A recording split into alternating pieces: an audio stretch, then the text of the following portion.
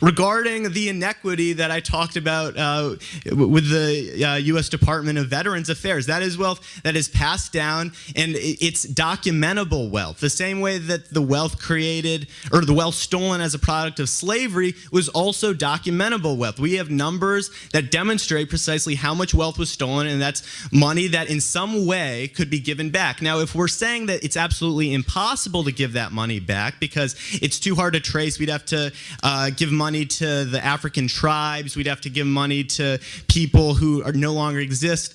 That's absolutely fine, but we have to understand that we haven't really come to terms with that injustice that's been perpetrated, and if we are admitting that no one is perfectly entitled to absolutely everything that their ancestors had stolen from them, then we also have to accept that there are people today who benefit from the fact that their parents and grandparents profited from this immoral system. And the way to deal with that is with a social safety net that enables everyone to thrive. I'll leave you there.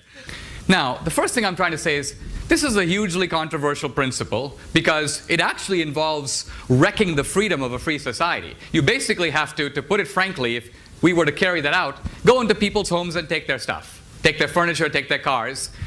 You don't seem to have even the guts to do that. You don't have the moral self-confidence to do it yourself. It may be, if I am advocating a rule of social justice and I'm advocating it for the whole society, before I persuade everybody else, let's say I'm a Christian and I believe everybody should give 10% of their wealth to help the poor. And I go, you know what? The Bible says this, the Bible says that, everybody should give 10% of their wealth to help the poor. And somebody says, Dinesh, are you giving 10% of your wealth? And I'm like, actually no, but I did do some tutoring. And you go, wait a minute, aren't you advocating, aren't you saying that there is a moral duty to do this? Why don't you do it? Before you convince us, you do it. And you're like, I don't think I should do it because society is extremely complex, and I don't think I should do it unless everybody else does it. No, either you believe in it and you do it. Once you've done it, you might impress us. And then you might convince the rest of us that our wealth is also ill-gotten. But you can't do it. And I'm not trying to indict everybody of hypocrisy, only you.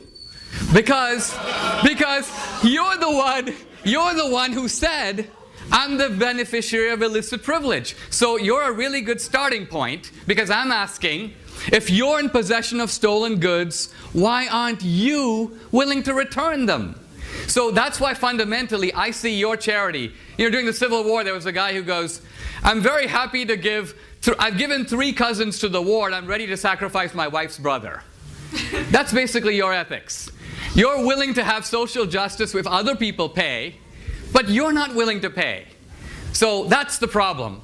And that's the problem with the progressivism that marches behind social justice while protecting its own privileges. You know how you said, we all have to survive. Really? You have to be at Amherst to survive? You don't have to be at Amherst to survive. You have to be at Amherst to benefit.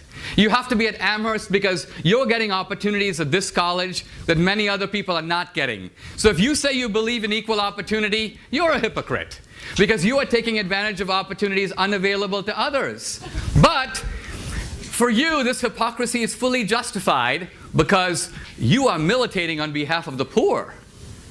But if you are against privilege, this college is privilege.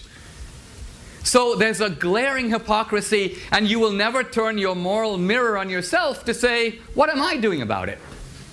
That's my point. For you, society should act before you do, to enforce your moral code.